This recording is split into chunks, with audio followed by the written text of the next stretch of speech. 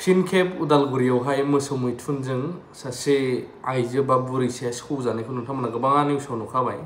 बिनिनो आपडेट होनो थांगासिनो दं माखासे खौरांबाव आरो मोनसे स्पेसियेल खौरां दङ आं बेखौ होग्रोनो सानो।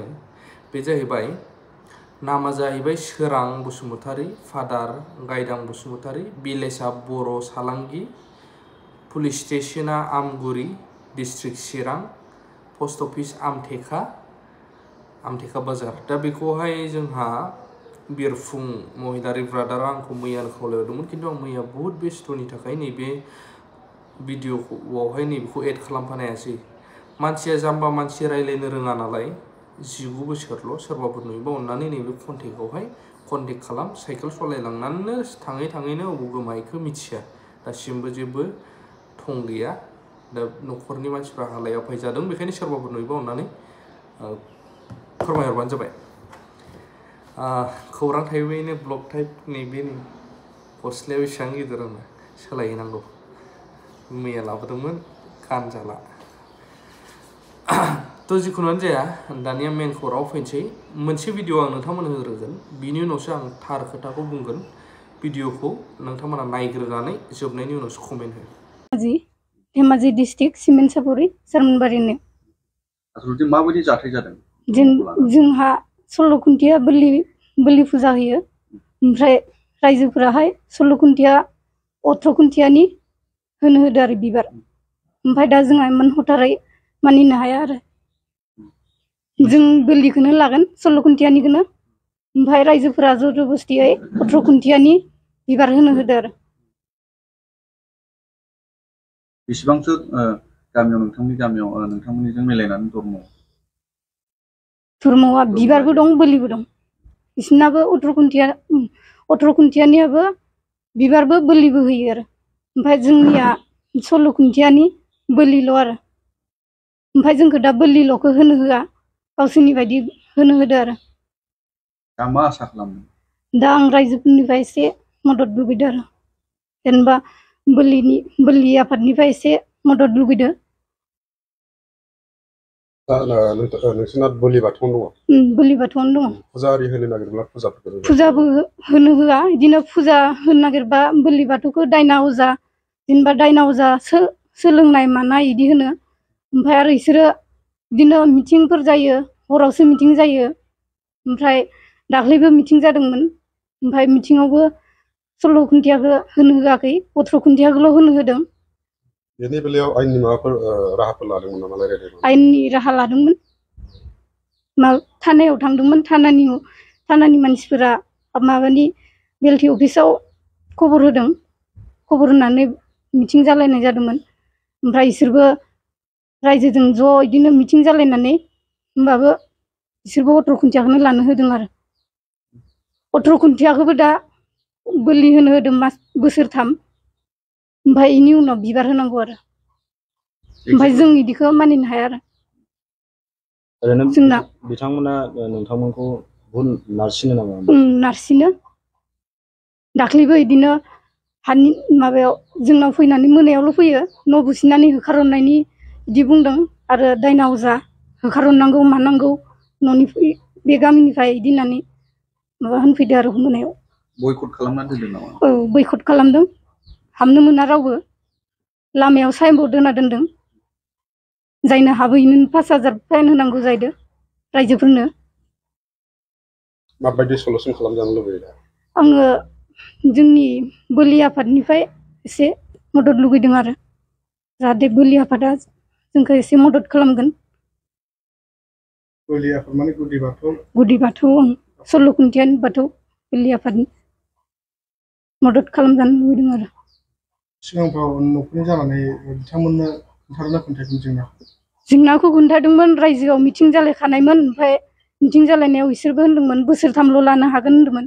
बोसोरथामखौ मानिदोंमोन जोंबो, बोसोरथामखौनो 16 खुन्थियाखौ लानोसै होननानै मानिदोंमोन। गेजेर खन्द'आव बिसोरो मा उल्था फाल्था खालामफिनगोन मिथिया, बोसोरथामखौनो लाजोबनो होदिया फुरा। दावराव दावसि जाबाय आरो। नोंथांमोननि न'खराव थांनानै बिथांमोना माबा मोनसे खालामहैदों? दावराव खालामहैदों गेजेर गेजेर, लानो होआखै आरो। गामिया मा गामि? सिमेन्ट-सापरि सारमोनबारि।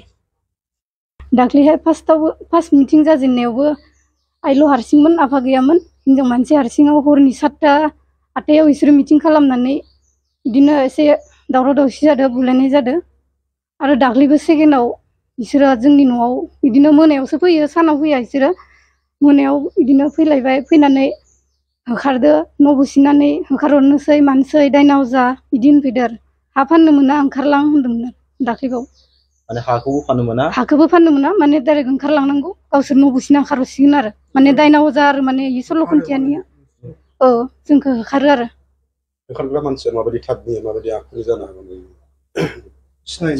सिनायो गामिनिनो नामखौ बुंथ'ला गामिनि मानसिफोर सानैसो दङ बेनि गेजेराव नोंथांनि न'खराव फैनानै नोंथांमोनखौ बेबायदि हाराहास्ति खालामफैग्राखौ सोरखौबा सिनायो नामा सिनायो गामिनि गोजा नामखौ होनाबाबो जागोन नामा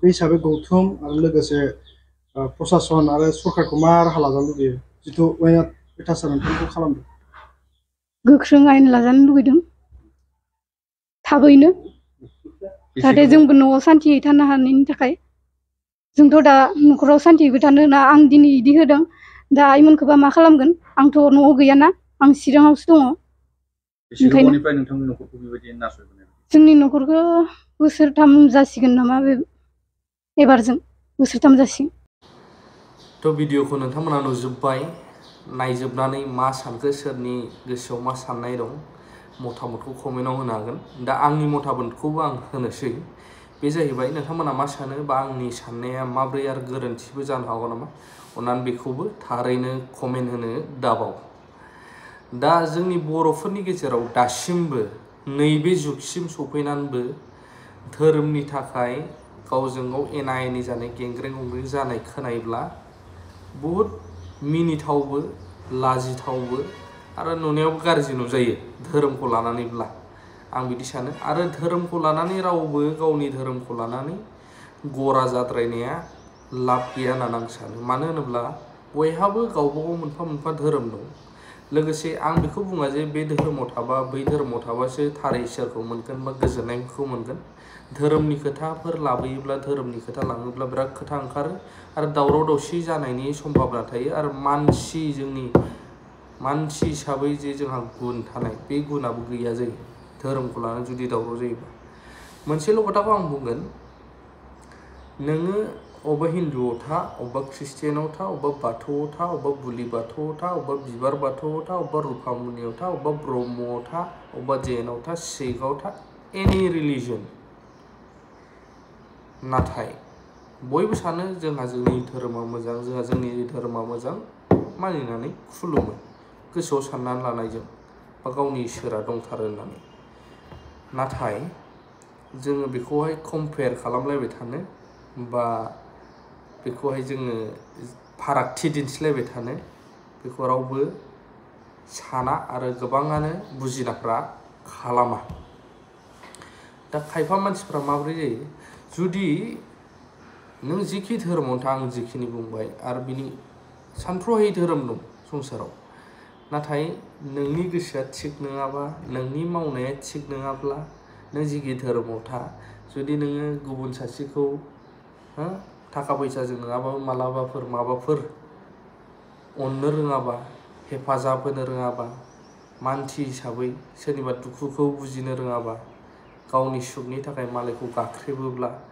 एनि खामानि मावोब्ला नों निस्सय हाजार नों मोजां धोरोमावनो था बा गावनि धोरोमखौ मोजां मोननानै लायोब्लाबो नोंनि धोरोमखौ लानानै दुग्गानाया बे जेबो लाब गैया आरो नों सासे जिर' जुदि नों गावनि धोरोमखौ अनोबा मालायनिखौबो अनो थ' बेनि थाखायनो धोरोमखौ जों रावबो लानानै दुग्गा खालामनो हाया मानोना नों दा सोरबा हिन्दु जोनोम जादों बा सोरबा ख्रिस्टियानाव सोरबा बाथौआव सोरबा ब्रह्मआव सोरबा एनि रिलिजनाव जोनोम जादों खिन्थु नोङो दिनै नोङो ख्रिस्टियानाव जोनोम जादों ख्रिस्टानाव गरा खालामनानै जुदि नोङो हिन्दुआव जोनोम जानायमोनबा मा जागौमोन नोङो जोनोम जाफैफ्लांनाय जों ख्रिस्टियानाव आरो सोरबाया हिन्दुआव जोनोम जानानै बिराद गरा जादों जुदि नों ख्रिस्टियानाव जोनोम जानायमोनबा आरो सोरबाया मुस्लिम जानानैहाय जुदि नोङो आल्लाहखौ खुलुमनांगौमोनब्ला बेयावसो जोनोम जाफैफ्लांनायखायसो अब्ला मा जागोन बेखायनो जायखि धोरोमाव था